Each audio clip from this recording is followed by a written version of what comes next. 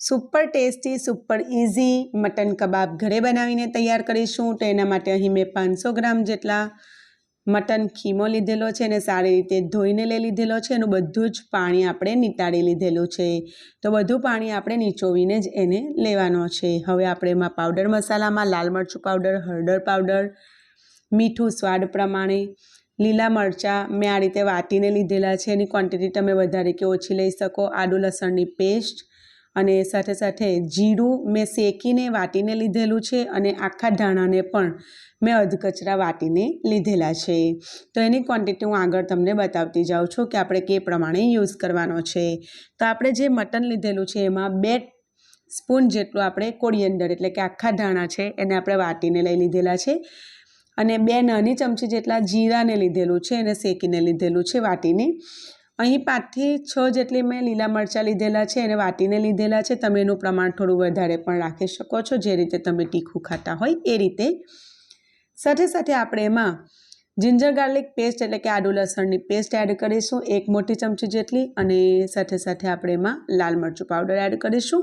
તો એની ક્વોન્ટિટી તમે વધારે કે ઓછી રાખી શકો છો અથવા તમે એને બિલકુલ સ્કીપ પણ કરી શકો અને એની જગ્યા પર લીલા મરચાંનું પ્રમાણ તમે વધારી શકો છો।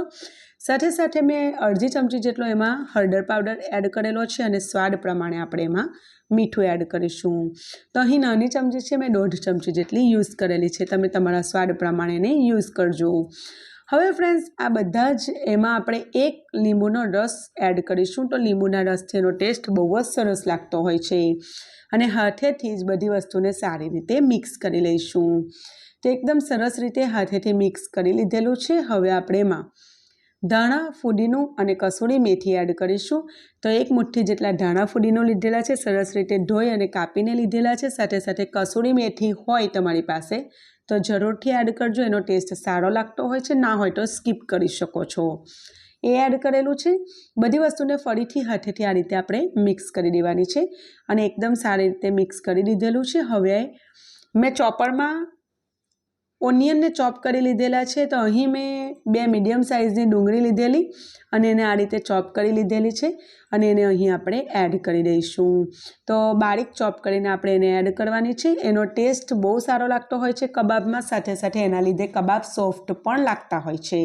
સારી રીતે મિક્સ કરી લીધેલું છે। હવે આપણે તો ફ્રેન્ડ્સ હવે એકદમ સારી રીતે મિક્સ કર્યા પછી આપણે એમાં 1 ચમચી જેટલું ઘી એડ કરી રહેલા છે। તો ઘીથી અંદરથી એકદમ મોઇસ્ટ લાગે છે, બહુ જ સોફ્ટ લાગે છે, બહારથી ક્રિસ્પી બનીને તૈયાર થાય છે અને અંદરથી સોફ્ટ બનીને તૈયાર થાય છે।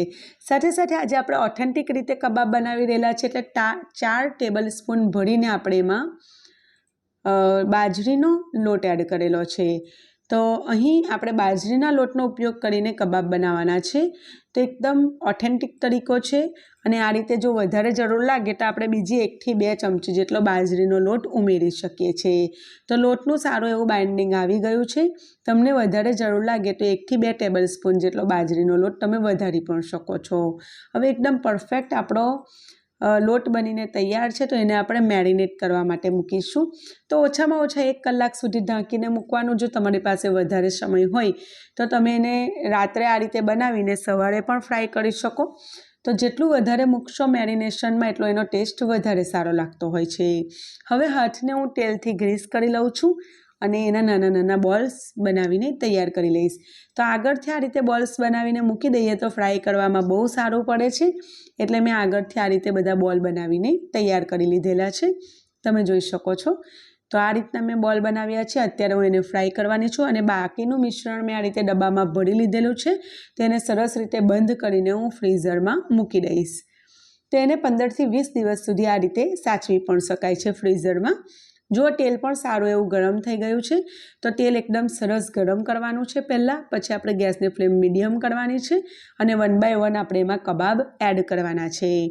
તો પહેલાં ફ્રેન્ડ્સ ઠંડા તેલમાં આપણે બિલકુલ કબાબ એડ નથી કરવાના, નહીં કે કબાબનો મસાલો છૂટો પડી જશે। એટલે તેલને પહેલાં એકદમ સારી રીતે ગરમ થવા દેવાનું, પછી ગેસની ફ્લેમ મીડિયમ કરી દેવાની અને પછી એડ કરવાનું। અલટ પલટ કરતા જઈને મીડિયમ ટુ સ્લો ફ્લેમ પર પછી આપણે એને ફ્રાય કરી લેવાના। તો એકદમ સરસ બહારથી એકદમ ક્રિસ્પી બનશે અને અંદરથી સરસ એવા સોફ્ટ બનશે। તો તમને જોતાં જ ખબર પડતી હશે બહુ જ સરસ એવા આપણા કબાબ બનીને તૈયાર થયા છે। બહુ જ ઝટપટ બની જાય છે। મેં તમારી સાથે એકદમ સરળ રીતે રેસીપી શેર કરી છે. વિડીયો ગમ્યું હોય તો જરૂરથી લાઇક કરજો ફ્રેન્ડ્સ, અને ચેનલને સબસ્ક્રાઈબ ના કરી હોય તો જરૂરથી સબસ્ક્રાઈબ કરી લેજો. મારો આ વિડીયો તમે કયા શહેર અને કયા દેશમાંથી જોઈ રહેલા છો તમારા નામ સાથે મને જરૂરથી જણાવજો. ફરી મળીશું એક નવી જબરજસ્ત રેસીપી સાથે. ત્યાં સુધી આવજો.